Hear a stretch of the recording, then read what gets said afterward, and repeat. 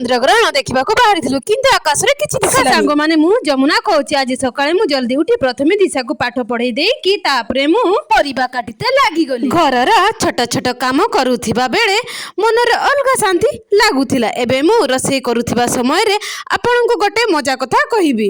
ରାତିରେ ଆମେ ସମସ୍ତେ କଥା ହେଇଥିଲୁ ଯେ କାଲି ଚନ୍ଦ୍ରଗ୍ରହଣ ସକାଳୁ କିଛି ବି ଖାଇବାନି। ଆମେ ସମସ୍ତେ ସିରିୟସ୍ ମୁଡରେ ପ୍ଲାନ୍ କରିଥିଲୁ କିନ୍ତୁ ନା ହେଲେ କଣ ହେଇଗଲା ଜାଣିଛନ୍ତି? ସକାଳୁ ହେଲା ମାନେ ସମସ୍ତଙ୍କର ମୁଡ୍ ପୁରା ଚେଞ୍ଜ।